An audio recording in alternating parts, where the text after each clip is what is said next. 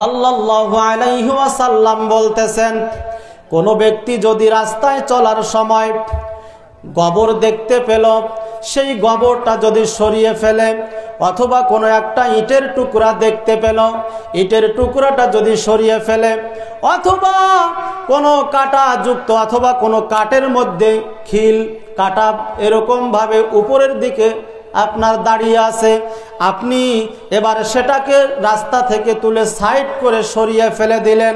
বিশ্বনবী মুহাম্মদুর রাসূলুল্লাহ সাল্লাল্লাহু আলাইহি ওয়াসাল্লাম বলতেছেন, আল্লাহ পাক বান্দার এই কাজগুলি দেখে খুশি হয়ে যান এবং তাকে ক্ষমা করে তাকে জান্নাতে দিয়ে দেন। সুবহানাল্লাহ।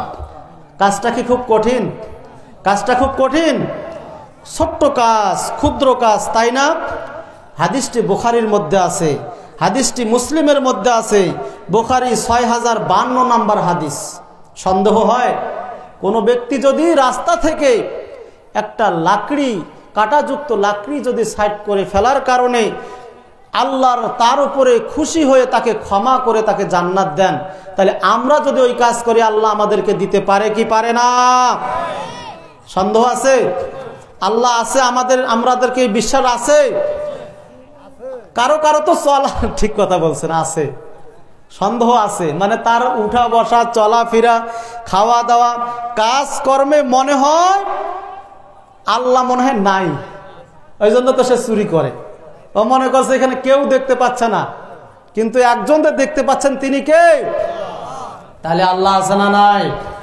আল্লাহ আছেন, আসেন আসে রে, আল্লাহ একজন আসেন আসে রে।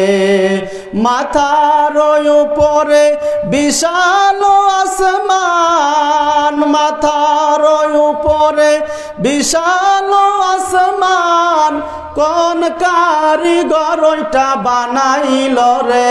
আল্লাহ একজন আসে আসে রে, আল্লাহ একজন আসেন আসে রে।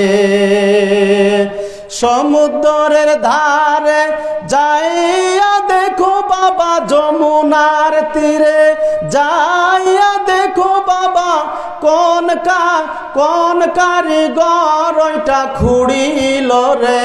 আল্লাহ একজন আসেন আসে রে, আল্লাহ একজন আসেন আসে রে। কথা বলেন ঠিক না বেঠিক? আল্লাহ আছে না নাই? এবার যদি জিজ্ঞেস করি আল্লাহ কোথায় আছে, বলতে পারবেন? কোথায় আছে আল্লাহ? হ্যাঁ, আল্লাহ কোথায় আছেন? আর রহমানু আলাল আরশি ইস্তাওয়া। কত নম্বর আয়াত এটা বলেন? সূরা তাহা 5 নম্বর আয়াত। দলিল লাগবে না? আল্লাহ যে আরশের উপরে আছে, দলিল লাগবে কি লাগবে না? সূরা তাহা আয়াত নম্বর